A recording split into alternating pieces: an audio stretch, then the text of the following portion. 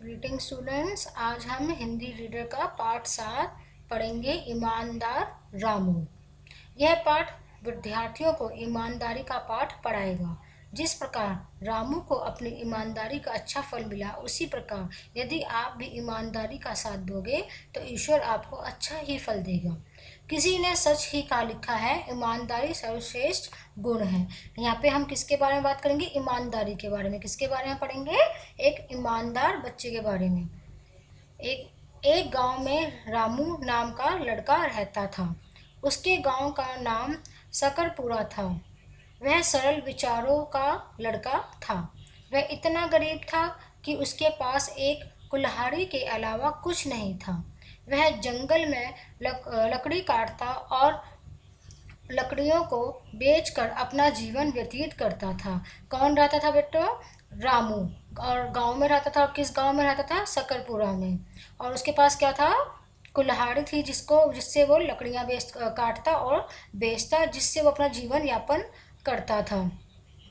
एक दिन नदी के किनारे लकड़ी काट रहा था तो अचानक कुल्हाड़ी उसके हाथ से छूटकर नदी में जा गिरी। रामू बहुत दुखी हुआ। उसकी समझ में नहीं आ रहा था कि वह अब अपना जीवन यापन कैसे करेगा। रामू को तैरना भी नहीं आता था, इसलिए वह जोर जोर से रोने लगा। उसके दुख भरे क्रदन को सुनकर एक विचित्र बूढ़ा उसके पास आया। जैसे ही उसे पूरी घटना का पता चला तो वह बूढ़ा नदी में कूद गया और थोड़ी देर बाद सोने की कुल्हाड़ी निकाल कर लाया। कौन सी कुल्हाड़ी निकाल के लाया? सोने की। उस बूढ़े आदमी ने रामू से पूछा, क्या यह है तुम्हारी कुल्हाड़ी? उन्होंने पूछा कि क्या तुम्हारी कुल्हाड़ी यही है? नहीं बाबा, यह मेरी नहीं है, रामू ने कहा। बूढ़ा आदमी फिर नदी में कूद गया और थोड़ी देर बाद चांदी की कुल्हाड़ी लेकर आया। चांदी की कुल्हाड़ी को देखकर रामू ने कहा, नहीं, यह कुल्हाड़ी मेरी नहीं है। तीसरी बार बूढ़ा लोहे की कुल्हाड़ी लेकर ऊपर आया। वास्तव में जल के देवता बूढ़े के रूप में नदी से बाहर आए थे। रामू खुश होकर बोला, हाँ हाँ, यही मेरी कुल्हाड़ी है। रामू ने खुश होकर बूढ़े को आश्चर्य से देखा और धन्यवाद देते हुए कहा, बाबा, आप मेरे लिए ईश्वर के समान हैं। क्या आप जल के देवता हैं? जल के देवता ने कहा, बेटा, ना तो तुम लालची हो और ना ही बेईमान, इसीलिए तुम लोहे की कुल्हाड़ी के साथ साथ यह सोने और चांदी की दोनों कुल्हाड़ियाँ भी रख लो। जल देवता ने उसको दोनों कुल्हाड़ियाँ क्यों दे दी थी? क्योंकि वो लालची नहीं था। अगर वो चाहता तो सोने की कुल्हाड़ी ले सकता था, लेकिन उसने अपनी ईमानदारी से अपने लोहे की कुल्हाड़ी को ही लिया। जल देवता ने रामू को ईमानदारी और सच्चाई का साथ दिया था। क्या? जल देवता ने रामू की ईमानदारी और सच्चाई का साथ दिया था। उस दिन से रामू अमीर बन गया। फिर भी वह अपना काम स्वयं करता था। वह जंगल में लकड़ियां काटने जाता था और उन लकड़ियों को गरीबों में बांट देता था। तो बच्चों, इस स्टोरी में हमने क्या समझा? यही कि जो रामू था वो इतना ईमानदार था कि उसने, अगर वो चाहता कि वो सोने और चांदी की कुल्हाड़ी ले सकता था, लेकिन उसने ईमानदारी से अपने लोहे की ही कुल्हाड़ी को मांगा।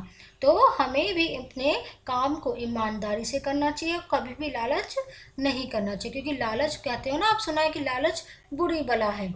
लालच होने में कोई फ़ायदा नहीं है, इसलिए हमें ईमानदारी से ही काम करना चाहिए। जैसे कि देखो, आपने इसमें पढ़ा है कि एंड में क्या होता है कि वो, उसके जो जल देवता होते हैं वो प्रसन्न हो जाते हैं उसकी ईमानदारी को देख के, और उसे फिर एंड में सोने और चांदी की दोनों कुल्हाड़ियाँ उसको गिफ्ट में दे देते हैं, जिससे कि वो क्या होता है, वो अमीर हो जाता है। अब हम इसकी एक्सरसाइज देखेंगे। दिए गए प्रश्नों के लिए उत्तर का सही टिक का विकल्प चुनें, सही का निशान लगाएं। रामू के पास क्या था? कुल्हाड़ी। रामू किसके किनारे लकड़ी काट रहा था? नदी के किनारे। रामू को क्या नहीं आता था? तैरना। सहायता करने वाला बूढ़ा कौन था? जल देवता। दिए गए शब्दों के विलोम शब्द कोष्ठक से चुनकर लिखिए। ईमानदार, बेईमान, दुखी, सुखी, गरीब, अमीर, संतोष, असंतोष, दुर्भाग्य, सौभाग्य, गांव, शहर। नीचे लिखे शब्दों के पर्यायवाची शब्द कि हम और किस किस नाम से जानते हैं, जैसे दिन, दिवस, देवता, सुर, नदी, सरिता, आश्चर्य, अचंभा, खुश, प्रसन्न, गरीब, निर्धन। ये क्या है हमारे पर्यायवाची शब्द। अब एक वचन और बहुवचन। कुल्हाड़ी, कुल्हाड़ियाँ, चिड़िया, चिड़ियाँ, कहानी, कहानियाँ, रानी, रानियाँ, बूढ़ा, बूढ़े, घटना, घटनाएं। ये सब क्या है हमारे पर्यायवाची, एक वचन और बहुवचन। अब इसको समझेंगे, जैसे अध, न और य। धन्यवाद, स्व, स्वयं, ल और ह से कुल्हाड़ी। तो इसके हम नए नए शब्द बनाएंगे। न्याय, कन्या, स्वदेश, स्वार्थी, चूल्हा, कुल्हड़।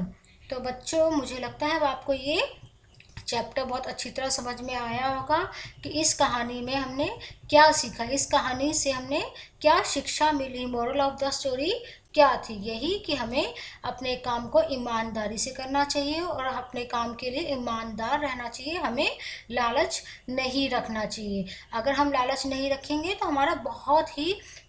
हमारे लिए बहुत अच्छा होता है, हमारा बहुत भला होता है उसमें। लेकिन अगर रामू चाहता तो अगर वो लालच करता तो उसके हाथ में एक भी कुल्हाड़ी नहीं आती, उसकी लोहे की कुल्हाड़ी भी उसके हाथ से चली जाती। लेकिन उसने लालच ना करते हुए अपनी लोहे की कुल्हाड़ी ली। इसलिए हमें अपने जीवन में लालच नहीं करना चाहिए। अब आप इस पाठ को दोबारा पढ़ें, समझें, इसके जो प्रश्न उत्तर हैं उनको समझें। ठीक है, तो आप इस चैप्टर को बहुत अच्छी तरह समझिएगा। धन्यवाद।